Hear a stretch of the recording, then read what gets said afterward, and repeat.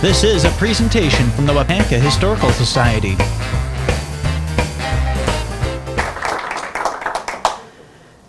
Thank you, Tracy. I didn't realize I had written all that. It's a while since I looked at that one, but thank you. So as Tracy said, David W. Gates Jr. I've been taking pictures of post offices for quite a while now, and tonight's topic is Wisconsin Post Office murals. So if you're looking for some other program, tonight's Wisconsin Post Office murals. So thank you to the History Center, public and society members for having me tonight. I am from Illinois, drove up here, wonderful weather for the drive. It's great to be up here in Waupaca. I did stop in the post office before I stopped over here, so your mural is still in great condition. So let's go ahead and get the ball rolling here. Are we okay with audio? Just want to double check and make sure we're good with audio and all that kind of stuff, technology stuff out of the way. Okay, so here's your mural in your post office, a very beautiful mural, I might say, and I've seen quite a few. So I can honestly say that both your building and your mural are in wonderful condition. So that's really great to see. And if I hit the mic thing here, I'm sorry for the audio there. So tonight's agenda, and I don't really like reading from script, from the notes and from slides. I don't like that when presenters do that. So, but I want to go through the agenda real quick. Who I am, how I got here, what's post office fans, murals in post offices, murals in the news, the mural stamps, if you've seen those. And tonight's bulk of the presentation will be the murals in Wisconsin. So that's where we're going to focus most of our time. And then question and answers, what's next, bonus slides if we have time. That's kind of what's on the agenda tonight. So I hope that that works for everybody, and we'll kind of go from there. Sound good? Mm-hmm. All right. So my sister, who is here tonight, thank you, she drove up with me tonight. We went whitewater rafting back in early 2003. And we drove by Athelstan, Wisconsin. We saw this post office. It looked like a two-car garage from where we're from. That's literally, I mean, that's what it looks like, is a two-car garage. So we stopped, we took our picture in front of it, but it also has the name of the town on it. So I don't know, anybody here collects keychains or magnets or whatever when you go on vacation? I collect post office pictures. So you know, that's kind of how I want to draw the connection is here. So like when you're out on vacation, you're out traveling, so on and so forth. You may not remember where you are, but if you get the name of the town in whatever it is that you are, it's a perfect souvenir. It's a perfect memento. So that's kind of what started this off. And I've continued to take pictures of post offices ever since then. And as I go through the presentation, you'll see a progression of, well, what's changed since 2003 versus now. My trips are more targeted. With time obviously being a premium, you want to get the post offices with murals, with artwork that are really significant. So that's where I spend most of my time. Early on, it was just randomly driving, coming across a post office and taking a picture in front of it. But now it's getting out there to find the ones that have the artwork and special features and things like this that I really focus my time on. And I'll go more on about that later on as we talk. So that's kind of where it started in 2003. And so presentations that I've given and both that I've attended, what I find most interesting is learning about the person, learning about the presenter. I mean, the content's nice, and we're going to, of course, spend some time on the murals, but really learning about the person, their story, where they came from, how all that works, is what I find really interesting about the presentations. So I think that's what I'm going to spend a little bit of time on tonight, is just where I came from, how this works, and where this sort of interest sort of evolved from, and I hope that's okay, and we'll go from there, and then we'll jump into the mural stuff. So this is my sister. We took a picture in 2003, and I guess they say the rest is history. So we'll go from there. Where is it? This was in Athelstan, Wisconsin. Well, where is it? Oh, farther north. We were doing the Menominee River and the Peshtigo at the time, and I guess my sister can correct me if I'm wrong. I think it was Menominee and Peshtigo that we were rafting, and so we would have driven up that way towards northern Wisconsin. So which slide am I on? So that was northern part of Wisconsin. So in 2007, I decided to quit my job and through hike the Appalachian Trail. So yeah, we'll get to the post offices, but so it's all connected, and I'll explain. So when you hike the trail, you get on and off the trail, and you ship yourself provisions, and you go to the local post office, and you pick up your stuff, and you get back on the trail, and you keep hiking. So in 2007, that's exactly what I did. I mailed my stuff, and most people don't know this today, younger generations, that you can mail stuff to yourself anywhere, any U.S. post office, general delivery, and pick up a package. That's what the Postal Service is there for. That's what it was initially intended to do. So, and for through hikers, any hikers for that matter, but particularly my interest was in long distance hiking. So the Appalachian Trail, Pacific Crest Trail, those types of projects, which take a long time to do, 6 months plus. You're gonna mail stuff to yourself, general delivery. And some people mail it to like a hostel or a hotel or a local person. But I found that going to the post office and my interest in post offices worked out. So that's where the connection comes in here, where I was hiking the trail, I'd get on and off the trail, get my mail, and then keep hiking. So that was in 2007. And that's the primary way that I resupplied myself during that hike was through the Postal Service. But I did go to like other local establishments because the Appalachian Trail is so established. There are places that hikers will stay that you can mail your stuff to, which is just simply easier to pick up stuff there. But that's the idea, and that's why my interest in post offices sort of evolved. And this next slide will kind of explain a little bit more. So this is Erwin, Tennessee. And this one was 1936, I believe. I have notes here too that I'm going to refer to. It's no longer a post office, but it's a beautiful building. Red brick building, it's beautiful. But when I went inside here, so I got off the trail, I went into Erwin, Tennessee to pick up my mail. I ran across this, which is actually not a New Deal mural. This was painted in the 1970s. But at the time, so you go back to 2007, I never knew that this was, I didn't know anything about it. So I just saw this mural in the lobby and I'm like, oh, okay, that's kind of cool. I'll take a picture of it. And I did. But I was still hiking. So, and at the end of my hike, I started researching. I started going back and looking at all the people that I met, all the places that I saw. I had taken over 3,000 pictures with my digital camera. And so I was going through all my photographs and I was finding all these things. I'm like, that's kind of cool. I had a lot of time on my hands after I hiked. And so I started looking through it and I couldn't find anything about this one.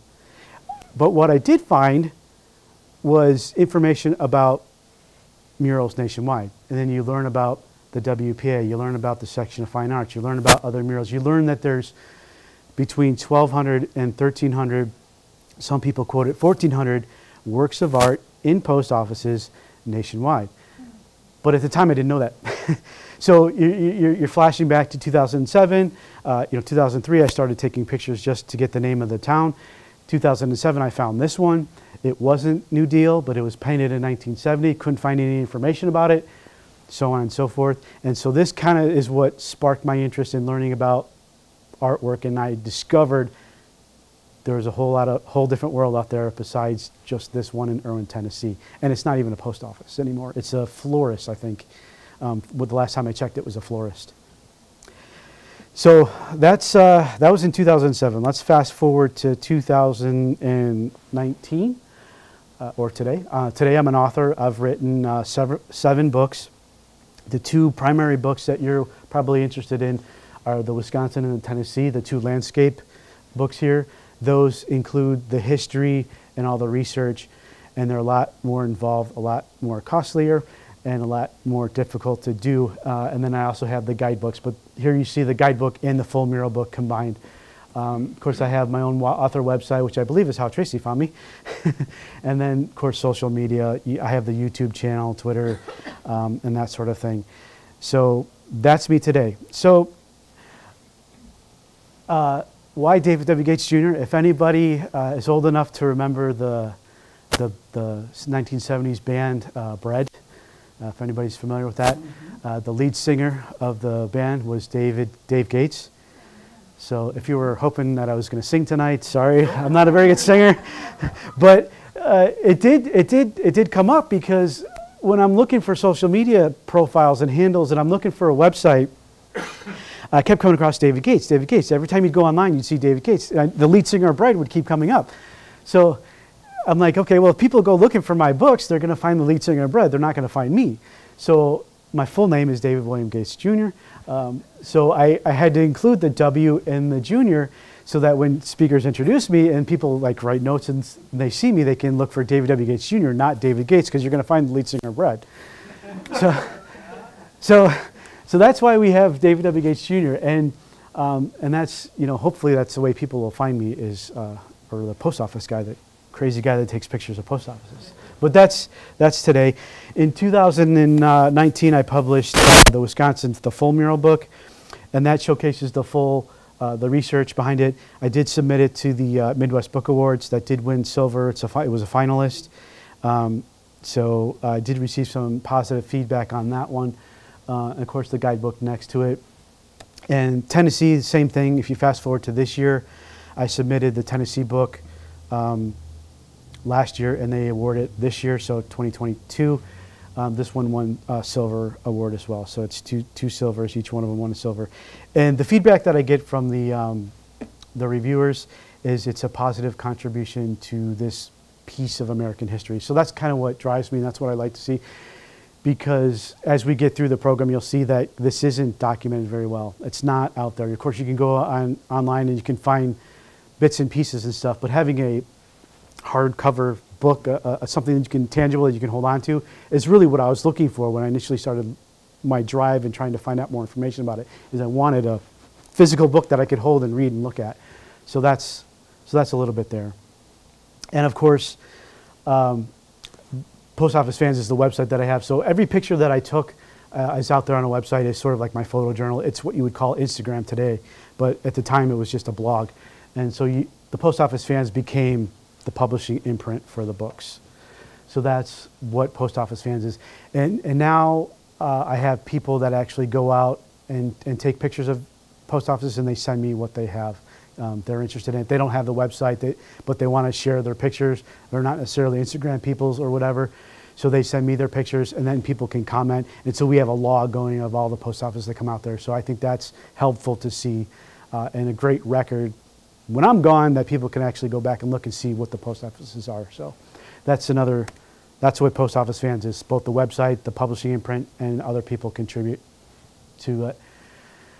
Okay, so enough about the traveling stuff. Any questions up to this point? I know I think it's enjoyable to learn about the presenter, where they came from, that kind of stuff. So if there's no questions, we'll just go into why are murals in post offices? Anybody know? Anybody know? Nobody knows? Some people know. So most people are familiar with WPA, the Works Progress Administration, CCC, FAP, PWAP. I could go on. Yeah.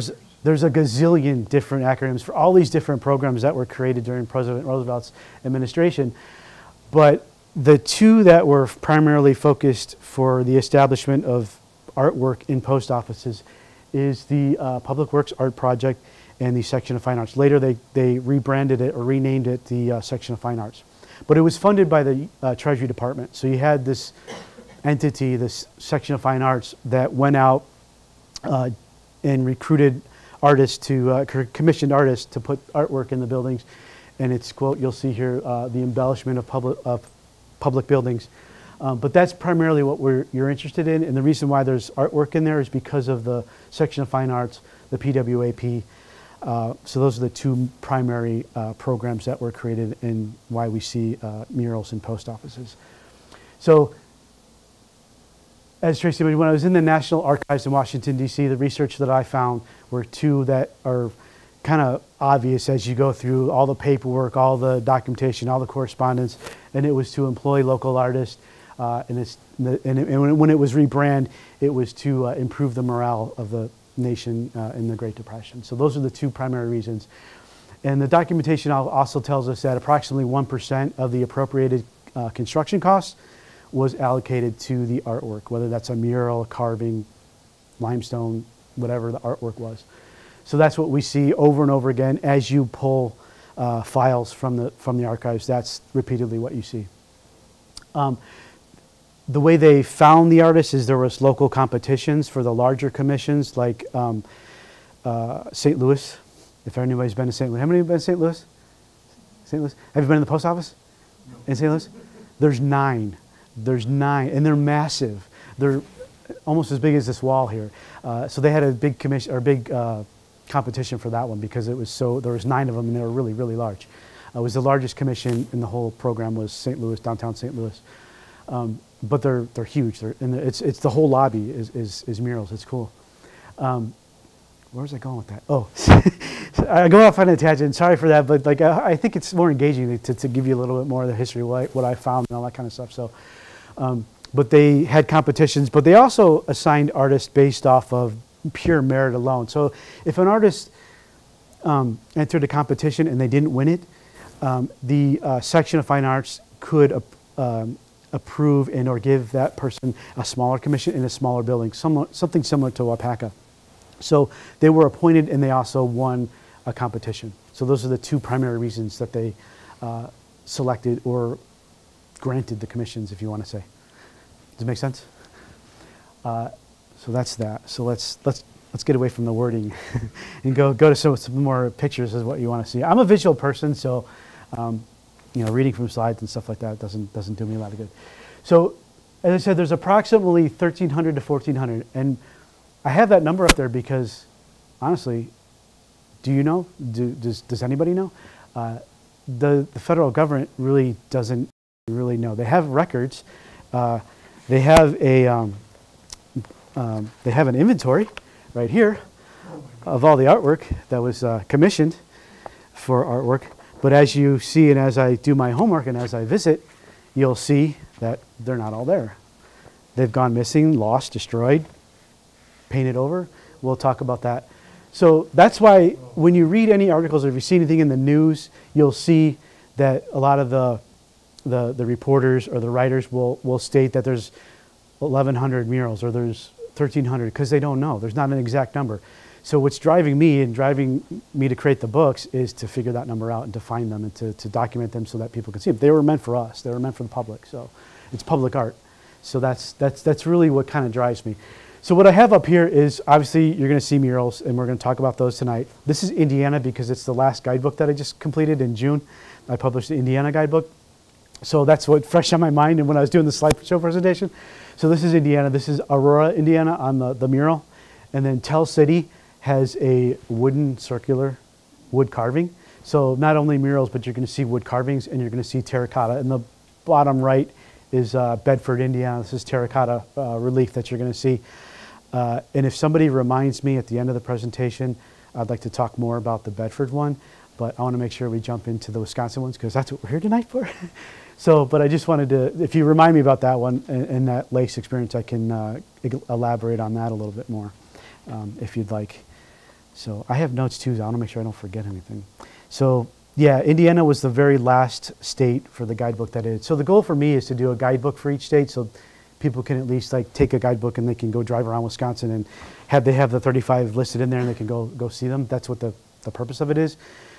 There's no sense in paying for a $55 retail book to carry with you. I mean, you can, obviously, that'd be nice, but you know, it's a quick medium, it's a quick reference. It was meant to be for like librarians. When I thought about the book and publishing all that kind of stuff, it was to have a reference that somebody could take with them, but also for the libraries to have a little bit more in depth of the artwork. So the full mural book is what fills that need. So that's where that comes from. So that's why we have this number, this discrepancy. In every article that I see, it's always different. It's 1,200, 1,100, 1,400. Nobody really knows. So, yeah, murals in the news. There's been controversy. Obviously, there's murals with controversial subject matter. And this one's several years old now, Cantonsville, Maryland. They covered it up. Some residents were offended by the content of the mural. I don't specifically remember what the content of this one. I haven't toured Maryland yet, so I don't know. But there's about 5 to 7 others that have been covered up because people have found them offensive. It's public art, so you know, I think they should be there. I'm sad to see this. I don't know if it's going to be up there when I go visit it. Hopefully, I'll be able to see it again. But there's about 5 to 7 that I know of. And there's a couple other people like me that drive around and take pictures of post offices, and they're disappointed that they're covered up too. So that's the controversy on that. Oh, and there's another one, Cadwell, New Jersey. If somebody reminds me at the end of the presentation, I'll talk about Cadwell, New Jersey, but I know you guys are here for Wisconsin, so let's get to Wisconsin, David. Can I ask a question? Sure, absolutely. When you say cover up, did they paint over it or did they just cover it up? No, this one was just covered up with plastic. Covered up meaning it's still there. They didn't paint over it. Okay. We'll see that later. But it's just covered in with plastic right now, or paper, from what I'm told. I haven't visited this one specifically, but my sources tell me that it's been covered up with paper or plastic. And so you can't see it. It's kind of hard to tell here, but that's just all plastic they covered up with. So, yeah, kind of sad to see, but it is what it is. And the article listed the 5 to 7 others that were covered up too. And they're not in Wisconsin. And they're not in a state that I had finished, so I don't know which ones they are specifically.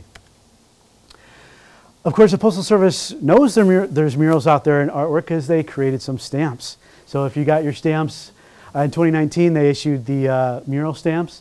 Of course, none of them are from Wisconsin. Why? None of them are from Illinois either. I'm from Illinois. So. But we have Arkansas, Oklahoma, Colorado, New Mexico, and Maryland. And there's Maryland again, so I'm going to have to make my way out to Maryland. So 5 stamps. This was in 2019. And remember this, mouse go. Remember the top left, the airplane? Because we're going to talk about that one, where we're going to see the Wisconsin version of that one here as we go through the presentation. Are there other series planned, do you know? I don't know, and that's all post office related stuff, Postal Service raid, what they plan on doing and how they do that. I hope so, and I hope that one is done in Wisconsin, because that would be great to see. Yeah, so, and I lost, where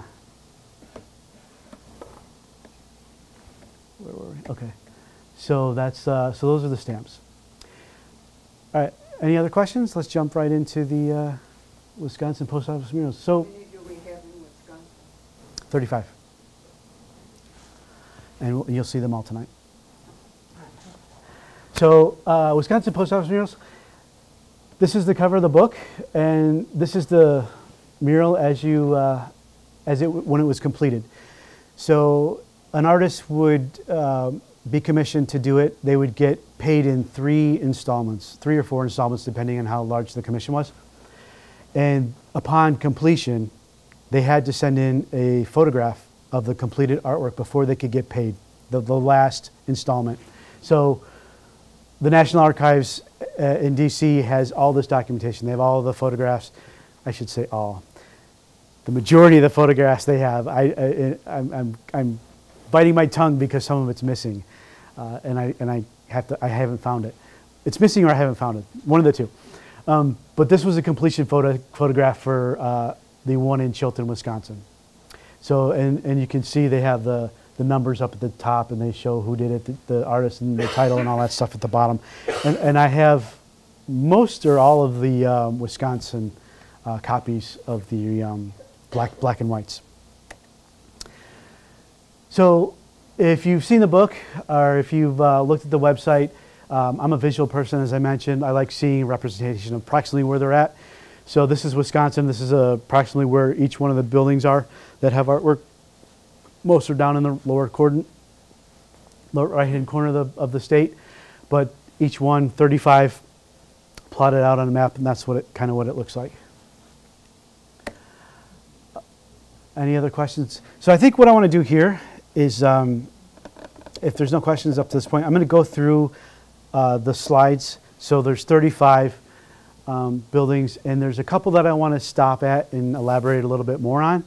But I wanted to also throw it out to you. If you want me to stop at a particular one and you want to know more about it, certainly let me know.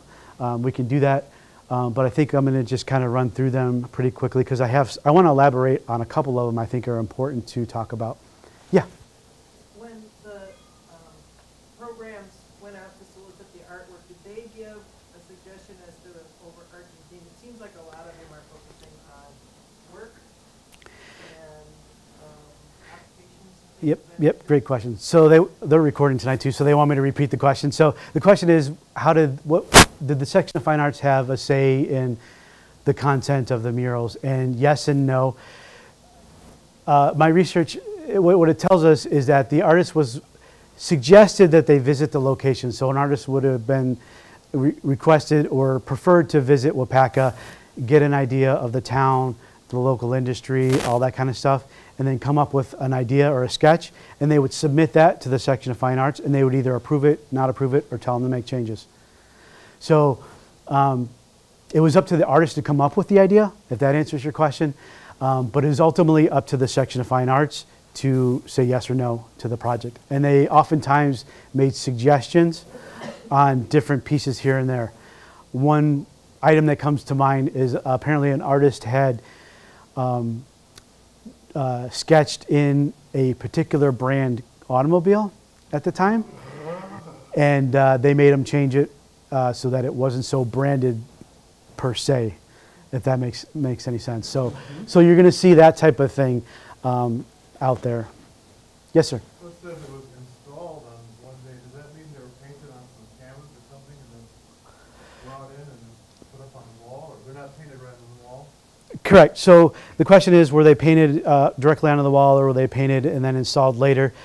So the typical commission, they had like 6 months to a year. Sometimes they were extended, and they usually painted it in their studio.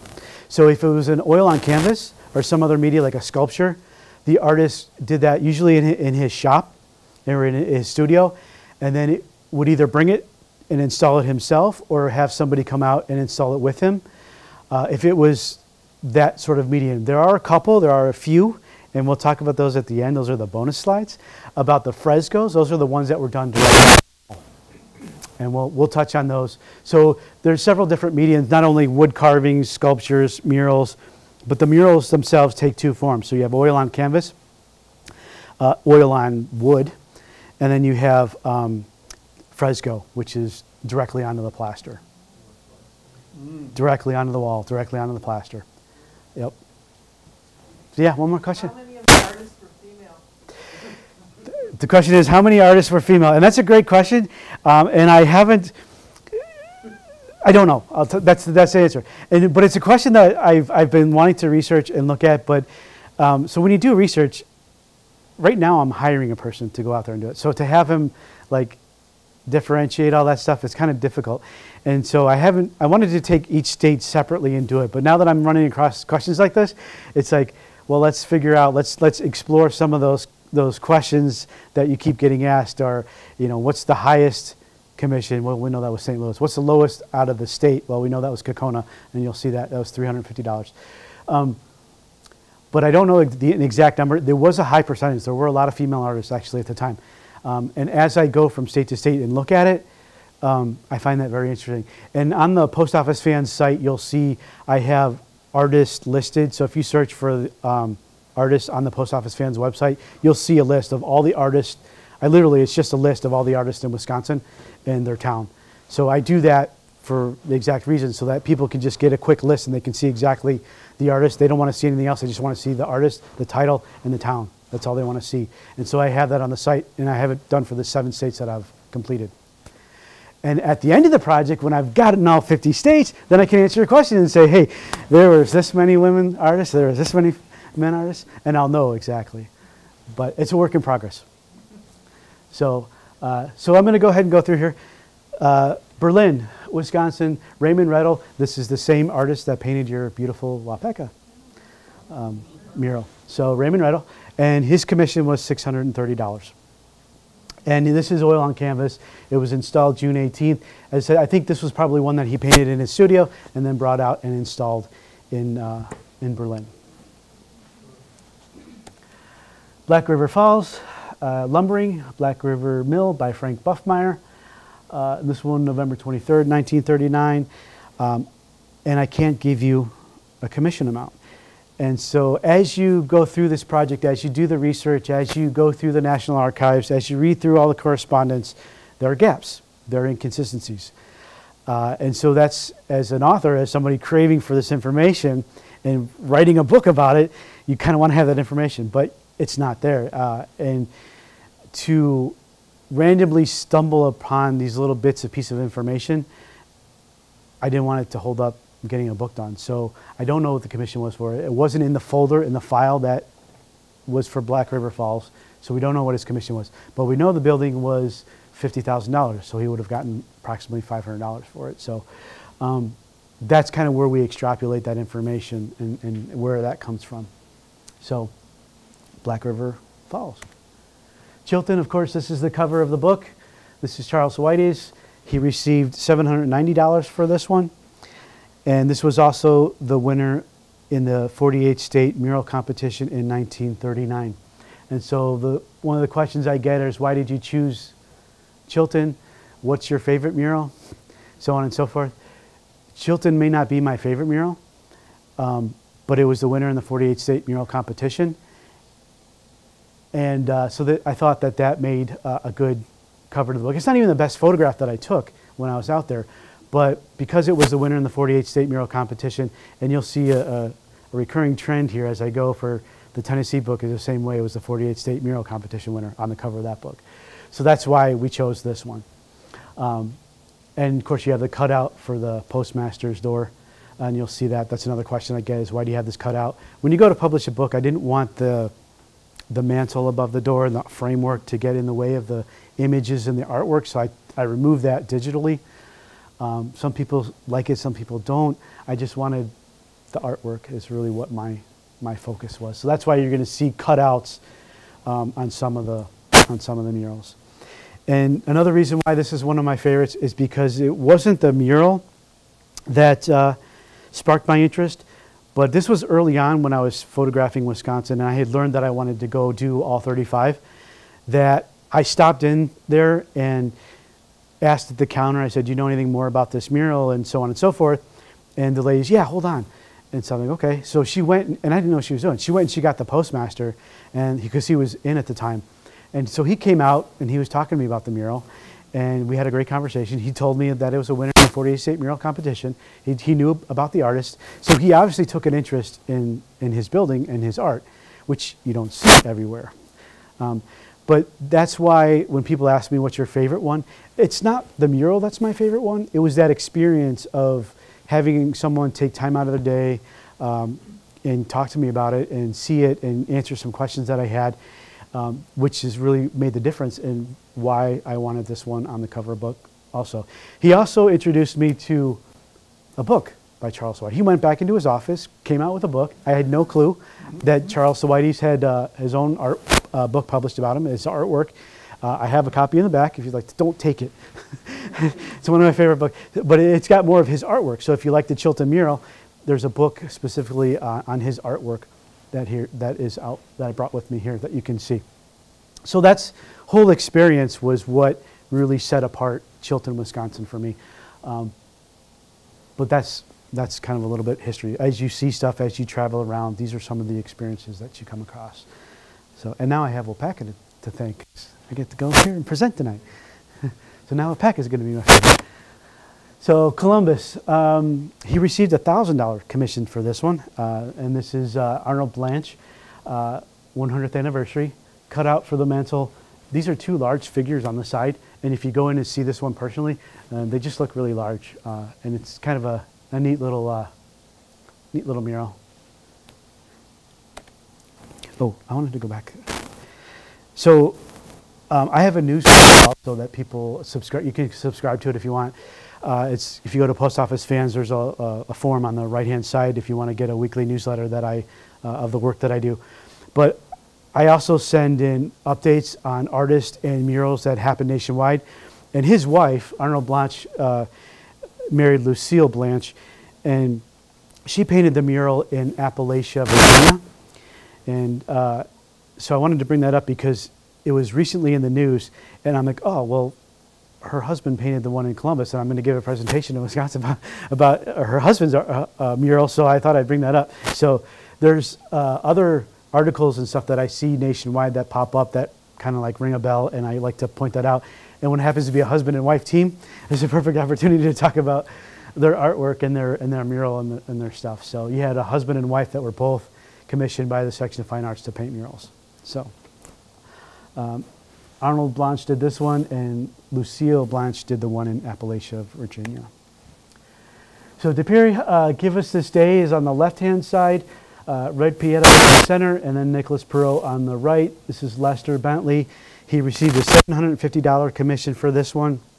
These are oil on canvas. They're no longer in the De Pere, the former building. It's been sold. It's now a lawyer's office or attorney's office or a real estate office. I'm not sure which, but it's local offices, an office building, the original post office. And the murals were moved to the public museum, the Neville Public Museum in Green Bay. So if you're interested in seeing this one, it's in the museum in Green Bay. And so another question that pops up is why the guidebook and why the full mural book? Well, the guidebook will tell you that this is no longer in De Pere, it's in Green Bay, Wisconsin. Edgerton, Tobacco Harvest by Vladimir Russoff. He received an $850 commission for this one. Edgerton was a big tobacco town, so that's why you see this theme here to answer the theme question and how they selected it. The artist obviously would have went out to Edgerton, saw that it was a big tobacco place, and that's what he came up with. Elkhorn, Pioneer Postman, Tom Roast, he received a $560 commission for this one. Legend has it that the postmaster rode his horse from Racine to Elkhorn with the mail in his hat, and that's kind of what this is meant to represent here.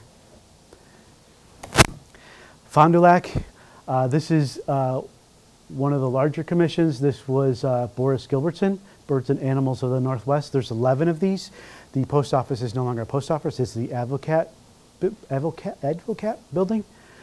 These are all on the exterior, so you can drive by the building and you can see them. There's 2 here, and we'll just quickly go through the rest of them. And there you can see, I tried to get a little bit of detail. You can see they're starting to decay. They're outside, obviously exposed to the weather. So you're going to see, and they're limestone, so it's pretty fragile. But you can see them, they're slowly decaying. And so the idea to get a current condition of them and photograph them is another reason for the work that I do here. You see this one is decaying in the bottom. So that's the 11. Hartford, $720 commission. Autumn Wisconsin Landscape, Ethel Spears. This is no longer in the Hartford building also. This was moved to the Shower Art Center in downtown Hartford, if anybody's familiar with that. You go into the lobby there, they have it on display. And it's kind of nice because it's not up high. They kind of lowered it down. It's more like, you know, eye level. You can see it. So that's no longer in Hartford. Well, it's in Hartford, but it's no longer in the old post office building, but it's in the Shore Art Center. Hayward, $750 commission for this one. Stella Harlos, great fishing lake. Question I get, what's on the lower left corner? So this one is up on above the postmaster's door, but you have that retail counter with the grate that comes down, and so that's the hardware for the grate that comes down and it gets in the way. Hudson, unloading a river barge, Ruth Gutenrath. She received $750 for this commission. No longer in Hudson. This one was removed from Hudson. The postmaster or the local community never liked the mural for whatever reason, but the post office did close. They sold the building. It's now it was the Postmark Grill up until last year or the year before. The owners sold, and it's still a restaurant, but the mural was moved to the Museum of Wisconsin Artists in West Bend. So it's no longer in Hudson. No longer in Hudson, it's in West Bend, Wisconsin. And West Bend is great because you can go to the museum and you can go to their post office because their post office has a mural also, so you can see 2 for 1. Oh, and at the time I was doing this one, it was in storage. So the Postal Service still owns the artwork. It was on loan to the Museum of Wisconsin Artists, but it was in storage. So I had to decipher all that, I had to figure all that out. I had to make several trips up there to actually go see it. And then when I did go see it, it was in storage, and then I had to photograph it. But there was stuff in the way, so it goes on and on. But what I hear now is that it's on display. So if you want to go see it, you can go see it now at the museum. You don't have to make a special appointment with the curator to go back into storage to go see it. So that's that one. Janesville, Boris Gilbertson again, he also did Fond du Lac, but he also did limestone relief and he did these metal stamping, so very talented artist. There's 4 of these. He received a $2,350 commission for this one. There's 4 panels. There's 1, there's 2, 3, and 4. So 4 aluminum stamped panels are approximately 3 feet by 3 feet. So that's that. Kokona, A. Gringan trading with the Indians, Vladimir Rusov. And this is a smaller one. It's only 6 feet by 4. It's in the lobby. It's not in the original post office. It's in the the newer post office, and it is at eye level. You can see it. It's in the lobby. So that one is there. Do we have any information as to where the models were in these? Good question. The question is, do we know who the models were? So this was A. Gringan trading with the Indians. So Augusta Gringan. My history on him is very vague. I wasn't able to find a lot of information. And honestly, when I was looking at the research and the paperwork, it just came up Augusta Gringan. It didn't really give me a whole lot of elaboration on what he did or what he was significant for. But that's what he would have been, Augusta Gringan. And as far as the Indians, whatever was in Kokona at the time. So that's always, the question, it always prompts me to want to investigate and learn more. Once you come across one, it's like, I want to learn more, I want to learn more. But I also want to get the books out, and I want to get, get all the site visits done, which takes time. And this was $350. I don't know if I said that, but that was $350 commission. Kokona. Kiwani, $750 commission. This was Paul Faulkner, sports-related mural. I'm going to jump. Ladysmith. So to answer your question about were they oil on canvas, were they frescoes, this is a fresco, and it was painted over. This is the original black and white from the National Archives. I don't have a color photograph of it. $550 commission.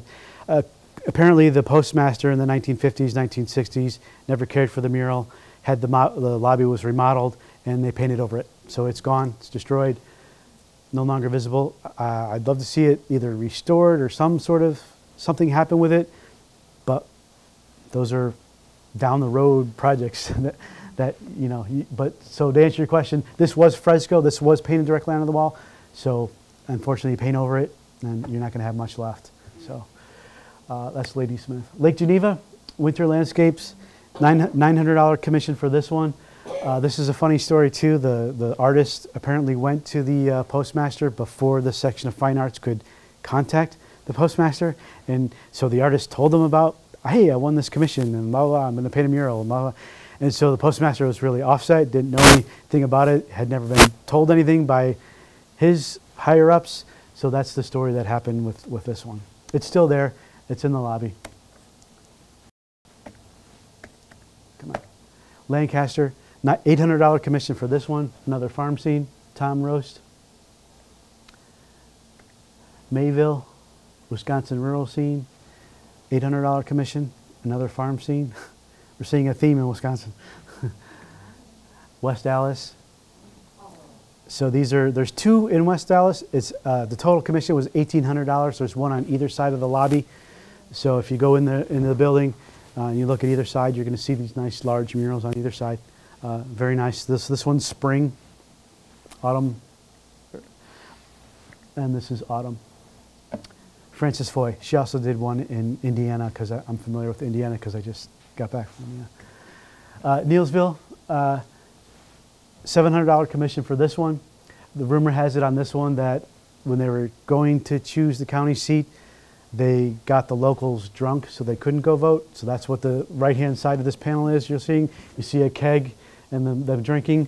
That's apparently what the story is behind this and why you see that sort of theme here.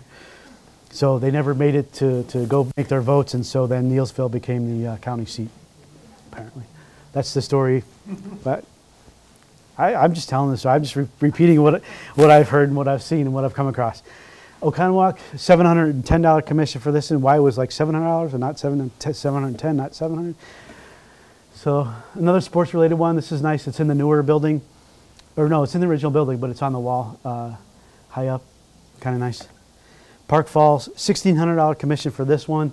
Lumberjack, Fight on the Flambeau, James Waltris. This is a very large mural also. It's a very big building. It's very tall. I think it's like 5 stories tall or something like that. It's a nice building. I like it. I cut off the bottom here. You'll see it again. So this is what it looks like, the full mural. It comes way down past the door, just on the one side because you don't have a board on the right-hand side, so he had more room to do. And on the far right, you'll see you'll see the newspaper clipping, which gives you a little bit more information about the artist and the artwork. But you can see, the rumor has it for this one, there was 2 lumbering companies that were fighting over the rights to float their logs down the river. So you have that. That's what this is meant to represent. So that's the story behind that one. Pretty serious. Yeah, it was. Back then, it was a big deal. So yeah, here's Plymouth, $850 commission for this one. Same artist that did the 48 state mural winner, so Charles Sawaites. She's making, so you have that one. Come on. Which way am I going?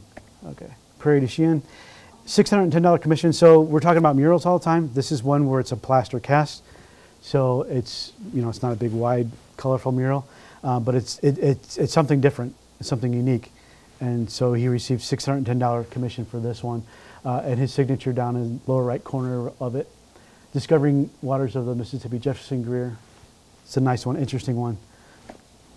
Reedsburg, I like the cows in this one. Richard Jansen, dairy farming, $750 commission for this one.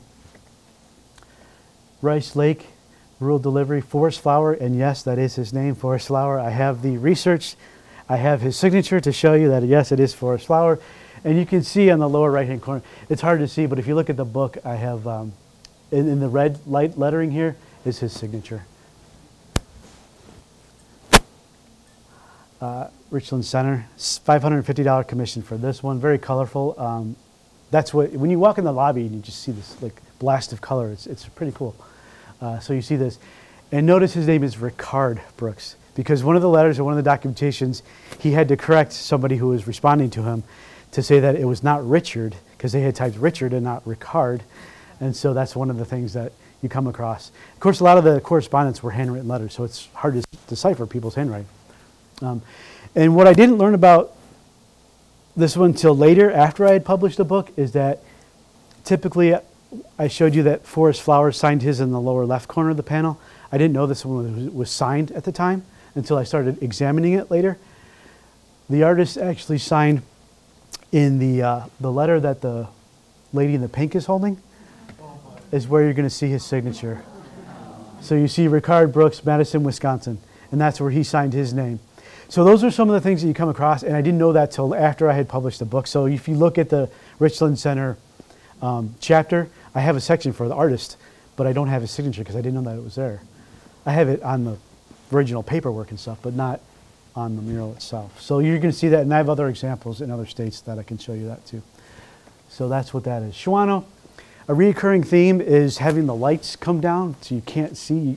As a photographer, you're trying to photograph this beautiful mural here, but you have these lights that hang down right in front of it, and you either have to go up like this, so you're shooting up like this. You get really awkward angles. And for the book, I didn't know I was going to publish a book. When I took this photograph, I didn't know I was going to publish a book, so I had to black it out to sort of make it look somewhat presentable to publish in the book. So that's what you're seeing here. You can see a big reflection on the right-hand side. I kind of tried to doctor it up a little bit so that it would look at least somewhat decent in the book. But that's what you're seeing. So they're not, I wouldn't consider myself a professional photographer at the time I took these pictures. It was really just to say, here, this is what it looks like. This is what you see. But running into these scenarios where I have these lights in the way is reoccurring in every state that I've been to. Sheboygan, if you want the most bang for your buck, Sheboygan has 5 murals. They're all by the same artist, Shomer Lichter. This is the Indian Life. This is the larger one, what's above the postmaster's door, because you'll see the cutout. This is the agriculture. This one is Present City, the Pioneer, and the lake. So 5 murals in Sheboygan. And unfortunately, another one where I don't have the commission amount. It's not in the paperwork. At least it wasn't in the paperwork at the time that I had pulled the research for it. Okay, remember how I told you to think about the stamps? Piggott, Arkansas. This is Wisconsin's version of Piggott, Arkansas. Airmail service. Of course, you have the airplanes at the time. This is what they look like, and that's what they were typically designed, the artist. And this was $760 commission for this one, Stoughton, Wisconsin, airmail service. And so if the post office does a mural series, again, hopefully they'll do this one for or Waupaca, but that's the airmail service. That's the propeller of the helicopter, or the airplane that you see. It is what it reminded me when those stamps came out. It reminded me of Stoughton. Sturgeon Bay is another one where you have not a light in the way, but you have a radio in the right-hand corner of it. It's like, guys, so what do? You tell the postmaster to come take it down so I can take a picture? So, you know, it's still there. So, he received a $1,000 commission for this one.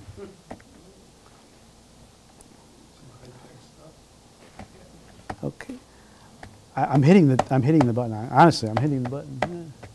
Sorry. Sturgeon Bay Verroque. Okay, Forest Flower again. So, yeah, his name is Forest Flower. He received $900 for this one, and it's a big mural. It's really large. It's like the Park Falls one. It comes down past the door and stuff, and you can see where the blackout in the middle is where the postmaster's door is. So this comes down on either side. So very kind of dark and ominous. Title's War Party. Should probably take a drink since I'm one in there. So we're going to go ahead and go on to the next one, which is what we're all here tonight to see, Waupaca.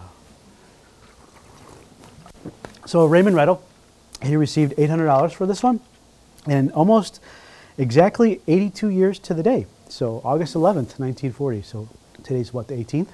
So almost 82 years exactly, and it still looks in fabulous condition.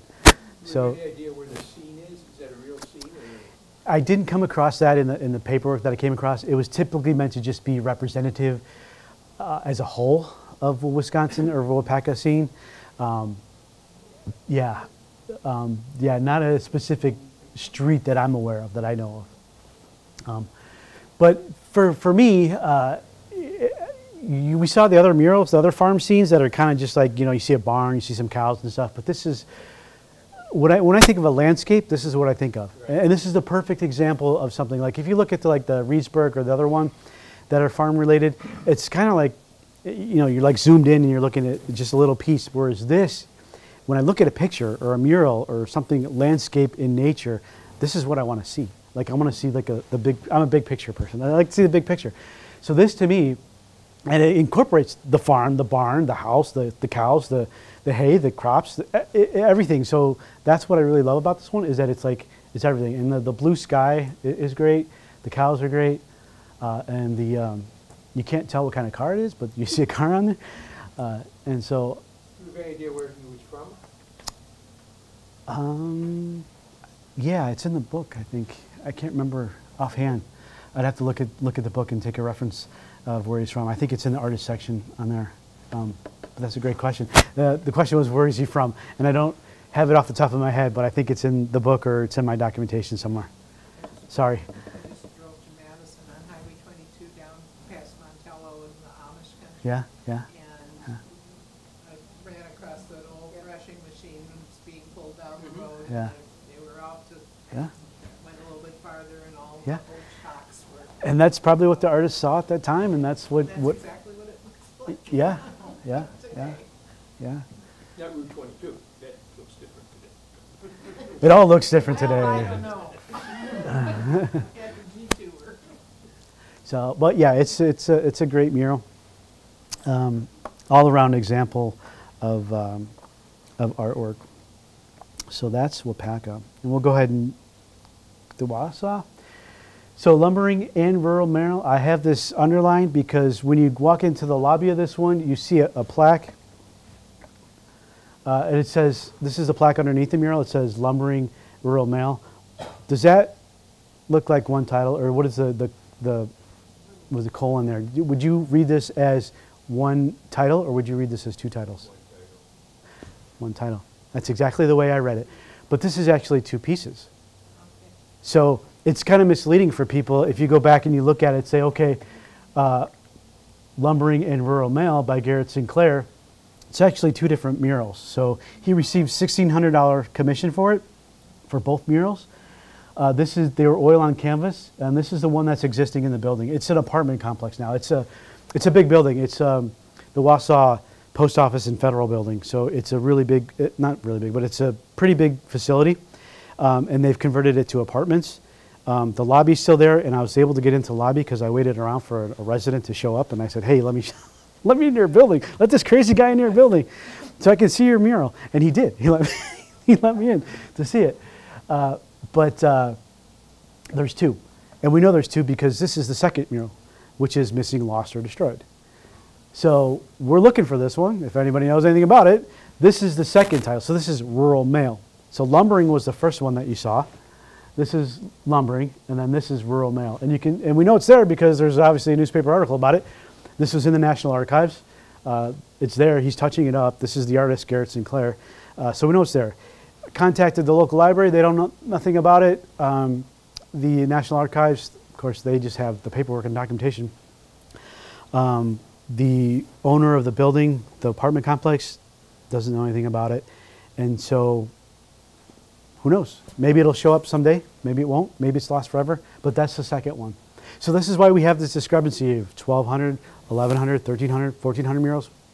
Some are gone. Some are missing, lost, or destroyed. So Ladysmith and Wausau, two in Wisconsin. So this sort of, the discrepancy here, lumbering or rural mail, or is it lumbering or mail? It's two different titles. West Bend. So rural mail carrier, Peter Rotier, and this was a $650 commission. This is in West Bend, as I said. And so when we were talking about Hudson, Wisconsin, I said that the Hudson mural is still owned by the Postal Service, but it was on loan to the Museum of Wisconsin Artists in West Bend. And so the West Bend has the museum, but they also, their post office also has a mural. So you can see two if you go there. And that's what West Bend looks like. And he received a $640 commission for this one. It's another example of a landscape one. If you think about a picture or a landscape and you can see everything. You can see the sky in the land and all that kind of stuff. So I kind of like this one too, but not, in my opinion, not as nice as the Waupaca one. But it does show the post guy and all that kind of stuff. It is nice, a nice picture. So let's go back. Come on. So we're about 57 minutes, almost an hour. Tracy, are we good on time to keep going? Okay. So this was West Bend, and I'm going to scroll out of here, and I'm going to do question and answer, and then I'm going to jump into some bonus slides and talk about some more of the information. I think this is a good spot to just kind of stop and sort of answer any other questions that people have at this point. Is that fair to do? Yeah. Sorry, both of them. You talked about the process for selecting the artists to Yep. do the murals. What was the process, or was there one for selecting which city post offices got a mural? Did, for example, the city of Waupaca write to the government and say, gee, we'd like a mural, or how did that work? So the question is, how was a town selected to receive artwork, if that's fair enough to say?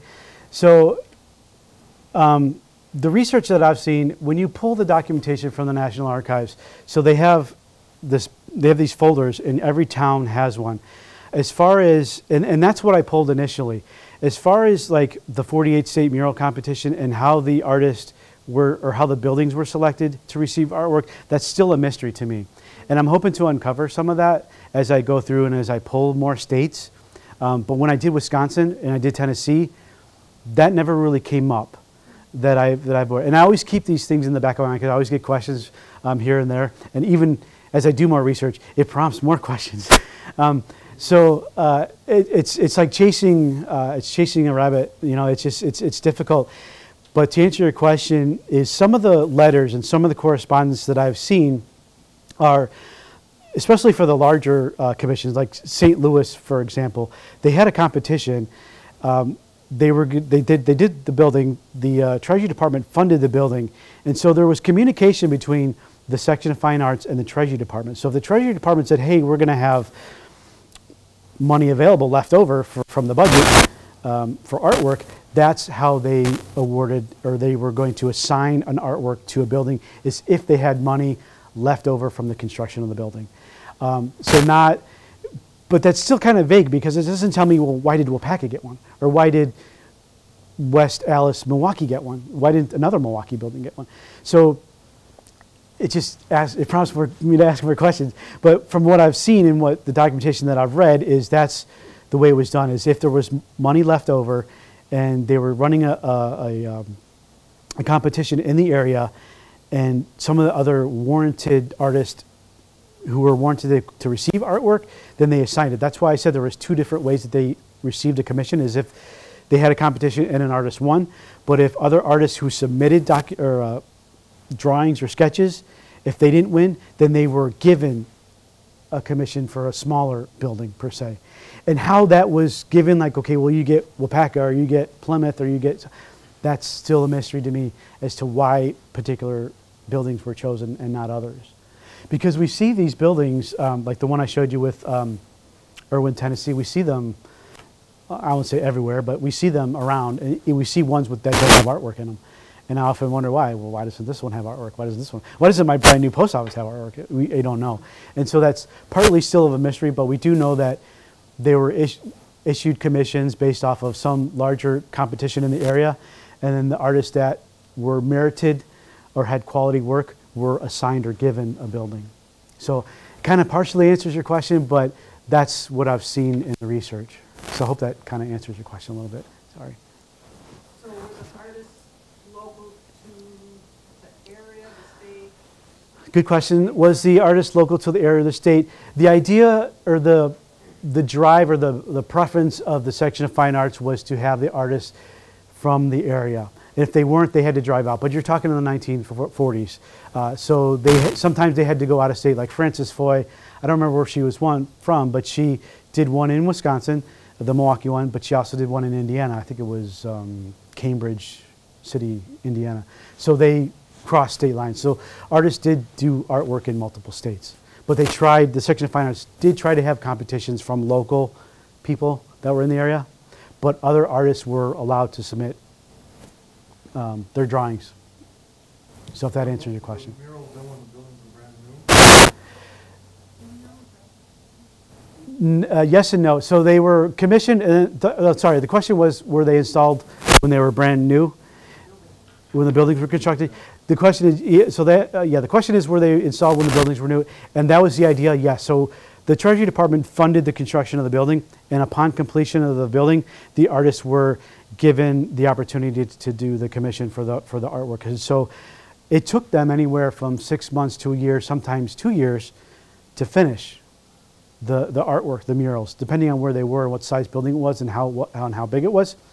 So yes, it was intended to be there initially or shortly after the buildings were constructed. Part of the cost of the construction of the buildings was the murals figured in? No, so it was never figured in. It was only if the budget allowed, is my understanding. So approximately 1% if it was left over, because that's what the way I understand it. If you look at the contract, both the winning bid for the contract and the artwork, it sort of correlates pretty closely as to that 1%. Correct.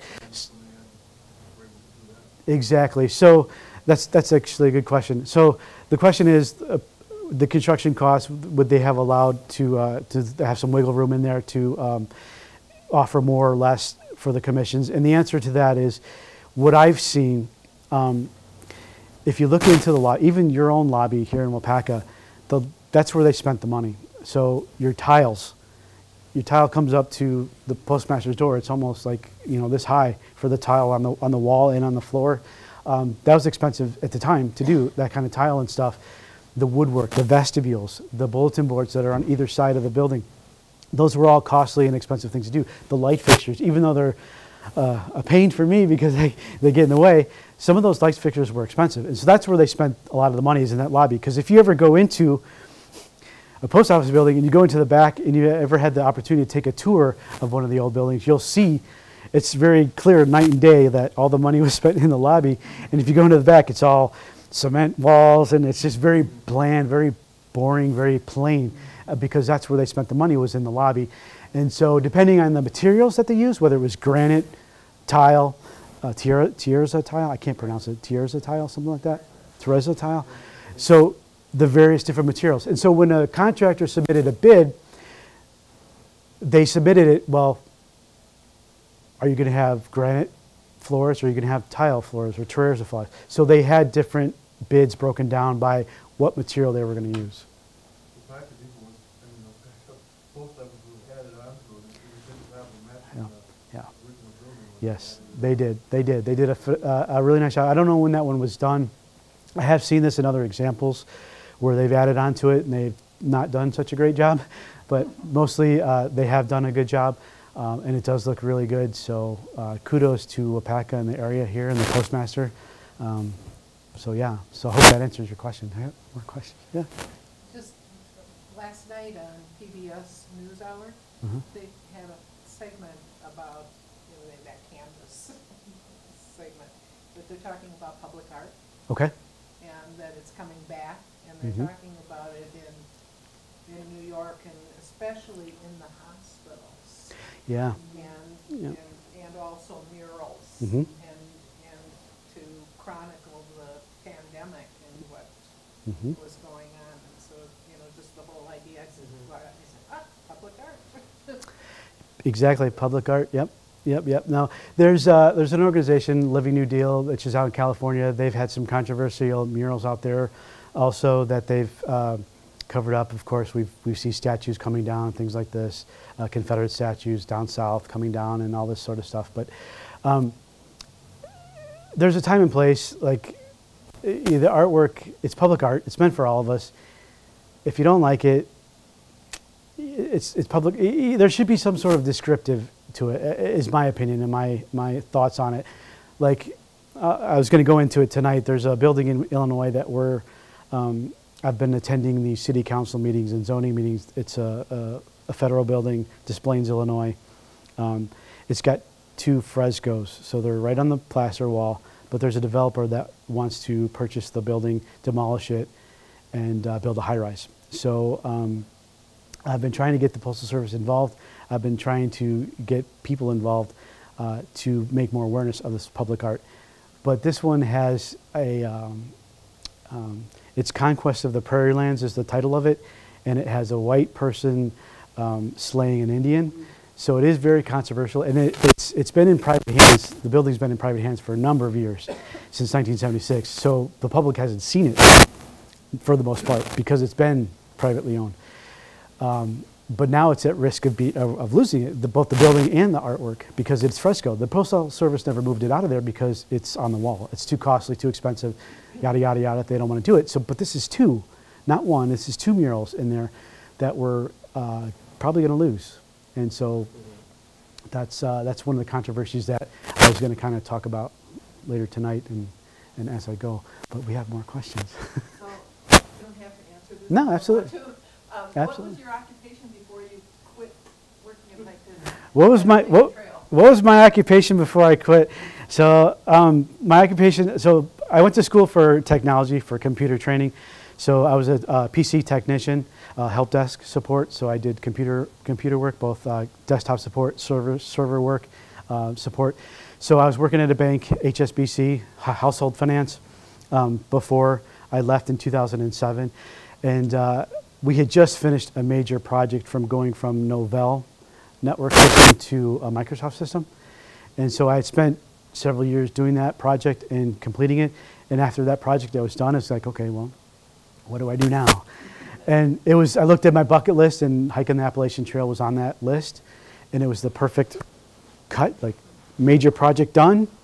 I was still single. I wasn't married, no girlfriend.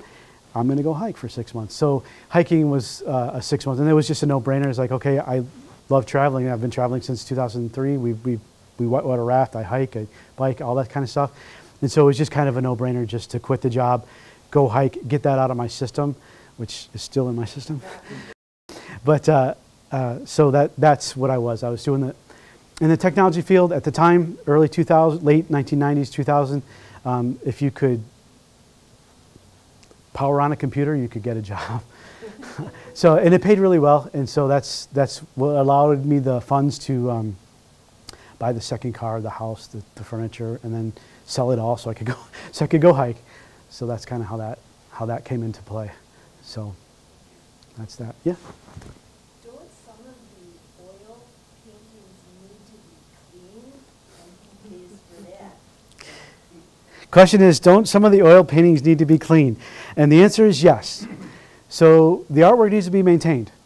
And so this is one of the biggest things that I see and because I'm so close to it, I see it and I notice it. So even in Waupaca, I walked in there this afternoon and you can see some of the paint splatter when they paint the walls, but they don't cover it up. And so you got paint splatter on the mural. Painful for me to see because I'm so close to it. I know it and I can see it and I can identify it. But if you're just walking in there casually, you wouldn't notice it. But if you look at it and examine it like I do, like nerdy guy like me, then you can notice it, you can see that. And I've seen that over and over again. So it's very frustrating, but it's costly. It's expensive.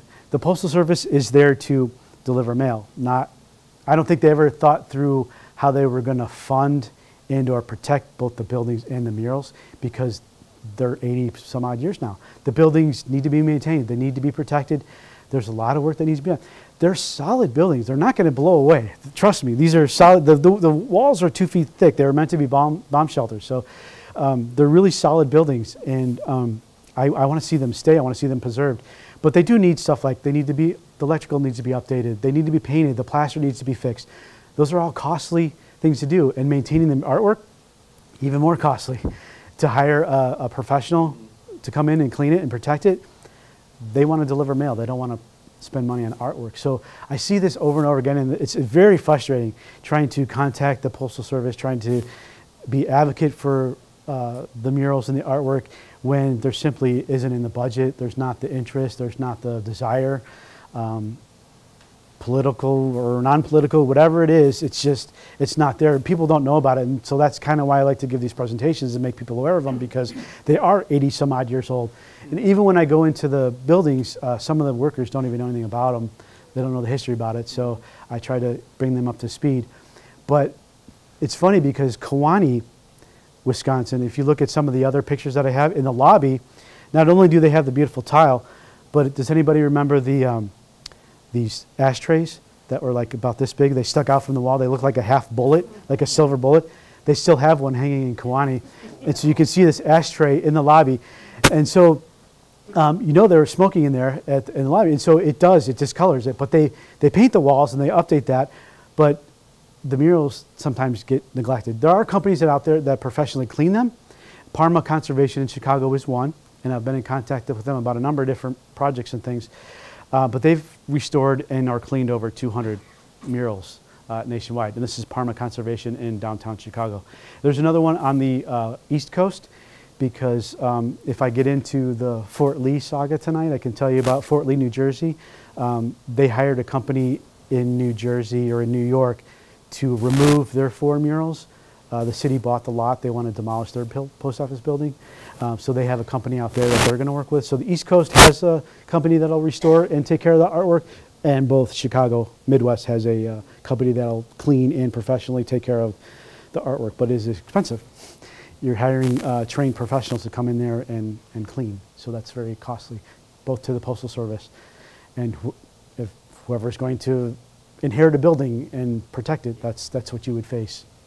So hope that answers your question. Any more questions? Yeah. Oh, sorry. Investigation into the arts themselves or the style of the art. I think it was neorealism. Have you read about that? Sue Martin is an artist here. What do you think, Sue? Neorealism. It's obviously a realism, but it's between World War I and World War II. So I would say neorealism. It reminds me of folk art, a lot of it. Yeah, so the question.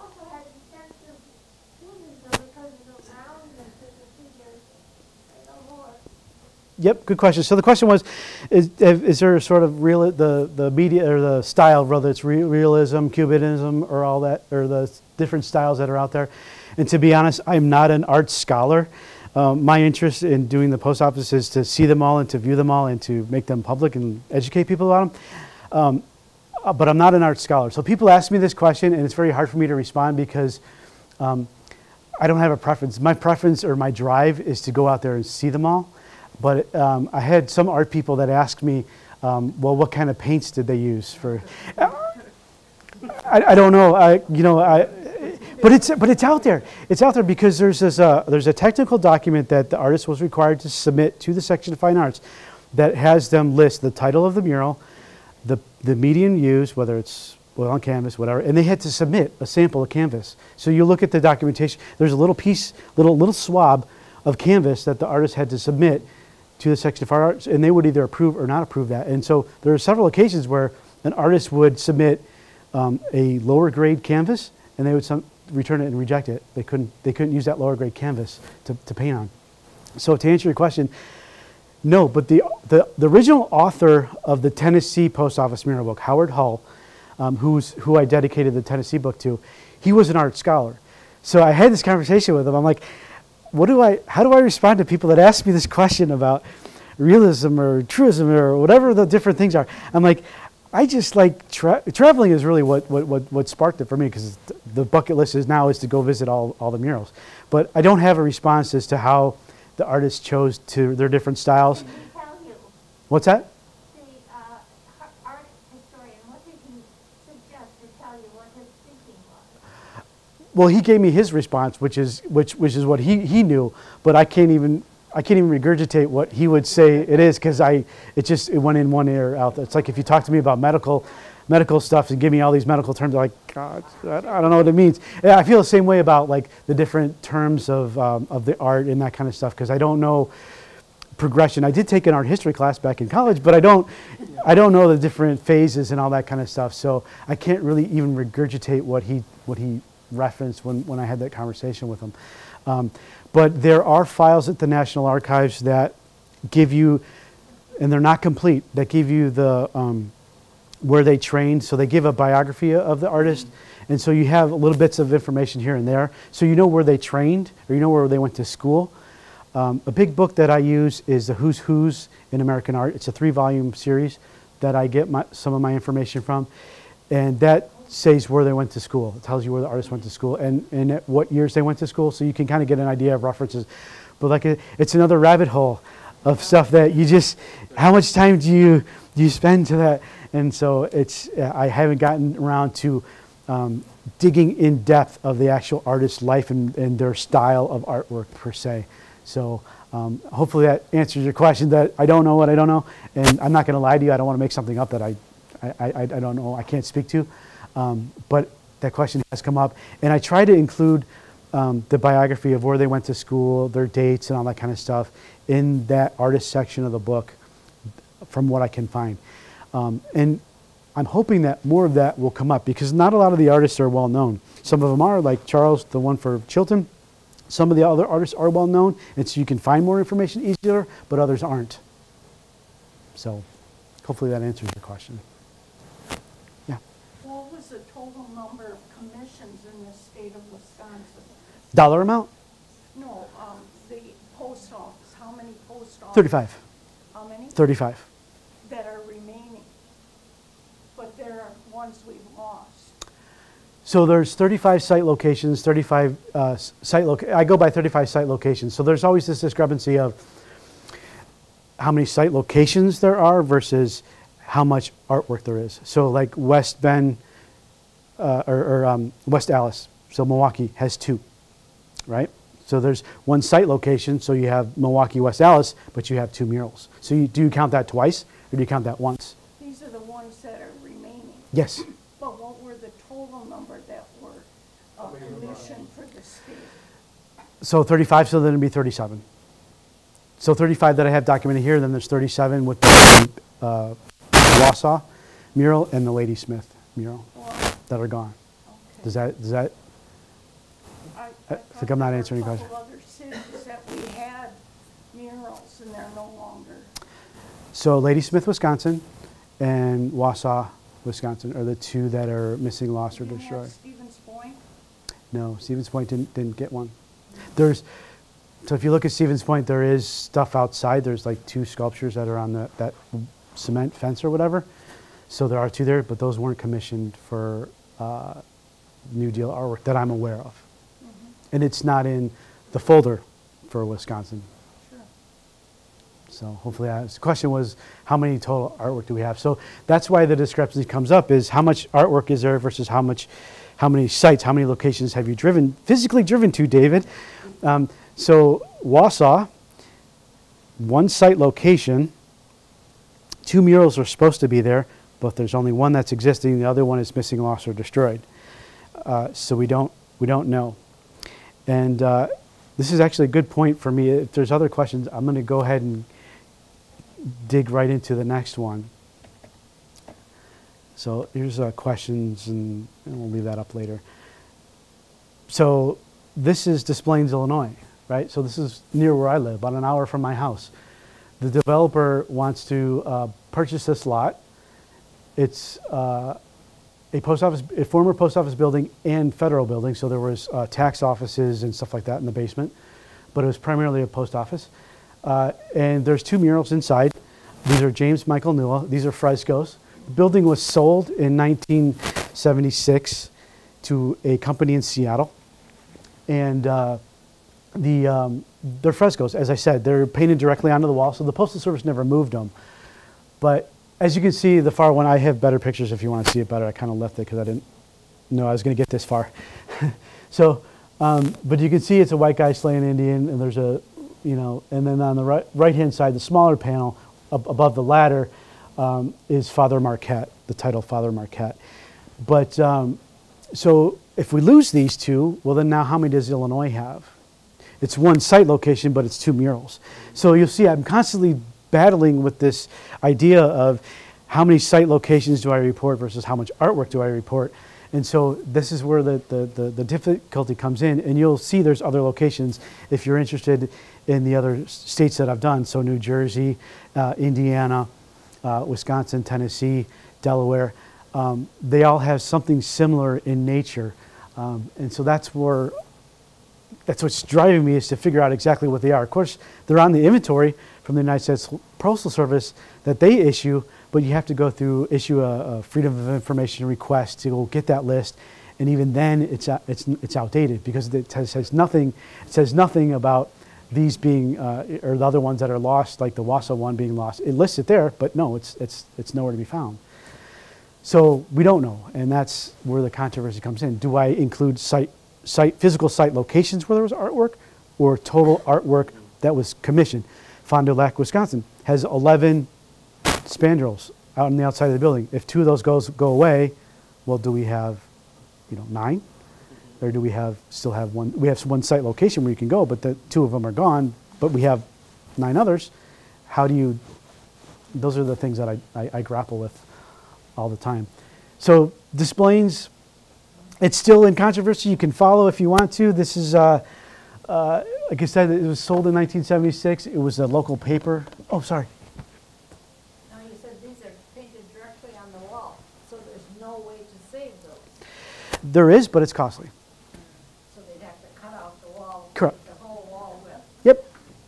Yep. That's my understanding. Depends on what type of fabric or what kind of Wall. construction material it's actually on in order to even attempt. Well, it's plaster, so, and the plaster attached to whatever is behind there, the concrete wall, or whatever it is. So that's what it is. So, and the developer is obviously not interested in spending money to do that. So then what do? Do you do a fundraiser to do it? Will a builder even allow you to do a fundraiser? Because it's privately owned. But you try to get it, the artwork is still owned by the Postal Service, according to what I know and according to everything that I've seen based off of all the research and homework that I've done. But their attorney for the developer is saying, no, it's privately owned, we own it. So it's their word against ours. Postal Service won't respond. It's going to get demolished. The recent fight was to change the zoning from C3 to C5, and so the developer has to have it at C5 in order to have it his development and so on and so forth. But long story short is he's already overcome one hurdle by having the zoning changed, and now it's just a matter of getting the building approved, and the building will be demolished. And and he won't pay for to have it removed, so either there's some company to come in and do it and take care of it and spend the money for it. He said he'd be happy to do that, but I don't have the money to do endeavor in that, and can't get the Postal Service involved. They try to. Go ahead. Yes, you alluded to the fact that some postmasters have covered up some hard work, and then you mentioned too that one mural was showing an indigenous person being slain. Are there other murals in the same vein that would insult people or make them feel unhappy or uncomfortable? Correct, yeah. So the question is, are there other subject matters in murals that have been covered up that are questionable or make people uncomfortable? And in my opinion, yeah, I mean, would I want this in my living room? Probably not. But the thing is, what people don't understand, what I try to get across is the whole context of it and the appreciation of it as a whole. So when you look at displays, and I talk about displays, when I go to a city council meeting or I go to a zoning meeting, all they care is about displays. They don't care about the bigger picture, the old 1,200 or 1,300 murals that are out there. They only care about displays. So I'm there up at the podium, mayors and council members standing right there. I'm like, this is part of a larger project. This is a part of like 1,400 murals. You have a national treasure right here in your downtown area. Why do you want to demolish this? Why do you want to destroy this? I'm like, with proper context and having the building restored and redone, it could be a perfect building and draw for downtown displays. But of course, there's obviously people that are going to be offended by the content and the murals and that kind of stuff. But given proper context and video and appreciation or acknowledgement of it, that to me is the best alternative. But would it be offensive to other people? Sure. I mean, that's with anything. I mean, you could be offended walking down the street with someone's clothes they're wearing or something. But you know, it's here nor there. But my appreciation, and because I'm so close to the material now, is globally as a whole, not just displays, but all the buildings and all the artwork. That's really what drives me and what drives my interest and forced me to go down to multiple city hall meetings and speak up on behalf of this on this artwork because of that. So I know we're a little over an hour and a half here. I wanted to go ahead and just, before I go off on a tangent on anything else, I just wanted to leave my contact information out here because I know some people are starting to file out. I did bring copies of the Wisconsin mural book and the guidebooks. It retails for $55 if you want to if you want to do $40 for the full mural book tonight and do that tonight. I do cash or check is fine. The guidebooks are $5. If you want a guidebooks, I have a handful of them. My sister's back there. She'll be happy to help you. But I want to leave that out there. And of course, I can go off and talk about some more information. If you want me to autograph your book too, I'm happy to do that. So this is my contact information. And with that, I want to go ahead and talk about, if anybody's got any other questions, I can go and talk about a couple more if you'd like to hear me ramble on about a couple more. We have Fort Lee. So this is another building. This one's got 4 murals inside. But as you can tell, they're high rises going up around it. You know, it's been completely modernized in the downtown area. And the Postal Service clearly doesn't do landscape because they knew they were going to get rid of it, or they knew they were going to sell it. I contacted the mayor, the borough of Fort Lee. It's a borough, it's not a city. And I learned that the hard way because I called them a city and they corrected me and said, no, we're a borough. So I was corrected on that. That's East Coast terms, I guess. So the city built a new building right behind the building. It's a parking garage, facility, offices, all that kind of stuff. And they made space for the post office at the first level. So something happened behind the scenes where they made a deal with the Postal Service we'll build a new parking structure. We'll give you room for a post office if you give us this building. And they want to demolish the building. And so the mayor and the city hall wants to demolish the building for a passive park. It's a beautiful building, in my opinion. It's a beautiful building, and I would love to buy it. It's got 4 murals in it, but it's been neglected. So every time somebody drives down Main Street in Fort Lee, they see this ugly building that's not been maintained. And of course, the Postal Service doesn't want to maintain it. They don't want to do landscape. The interior, the plaster is falling apart. It's got electrical issues. They're telling me it's got asbestos, lead paint, everything you could possibly imagine. They're trying to make it off as bad as it is. But in every case that I've seen where a building has been restored, Not a problem for any of that stuff. They're solid buildings. They're not going anywhere. So we know they can be restored, but they want to demolish it for a passive park. Why? It's a beautiful building, in my opinion. And this one has 4 murals, and you can see 1, 2, 3, and there's another one that's on this side.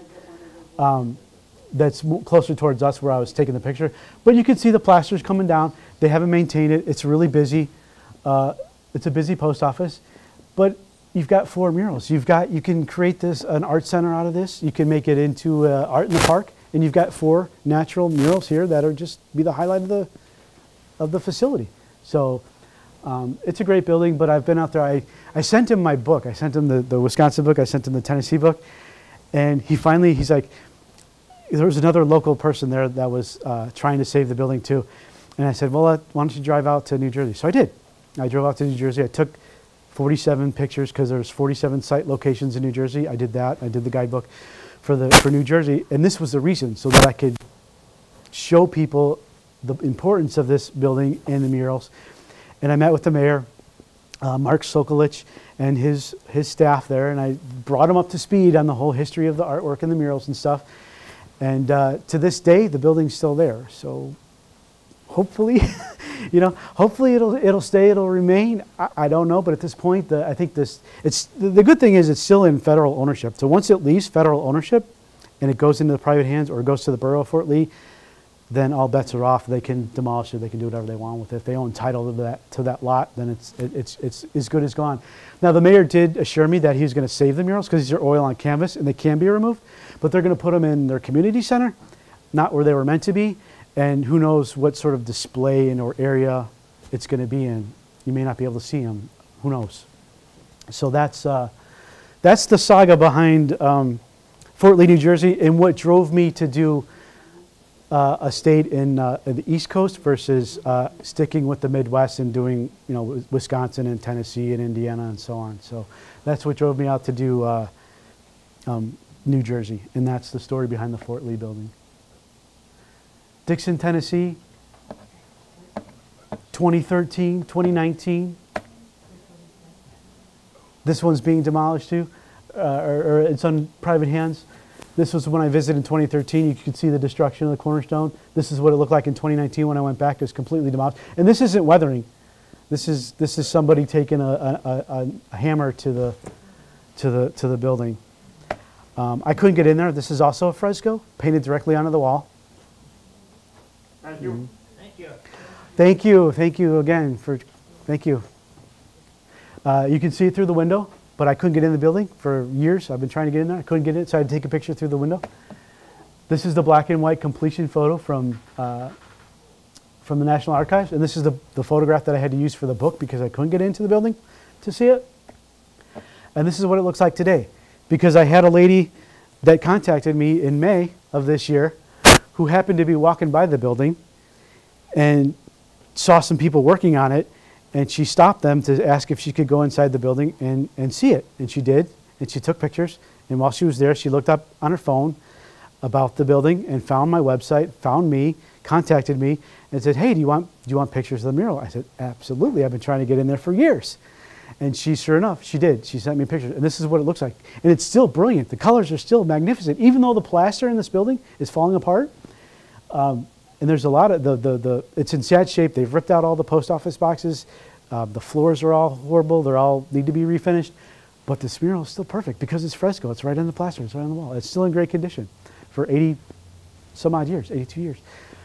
So that was really nice. This lady contacted me and was able to give me color pictures of what it looks like actually today, this year, is what it looks like. So I was really happy about that. So that, and then my most recent trip last month, I went to a family wedding in Kansas. This is Seneca, Kansas, a very beautiful building. If you maintain it and you take care of it, this is what it could look like. So think of Fort Lee with all the landscaping that was horrible. This is what your building could look like. And this is a perfect example of one that's taken care of. And this was the winner in the 48 state mural competition, Joe Jones. That was that mural. So, yep. So yeah, I think I said tonight, if you want the book, and if you need to pay by PayPal, you can do that. I had that. So yeah, you're welcome. Thank you.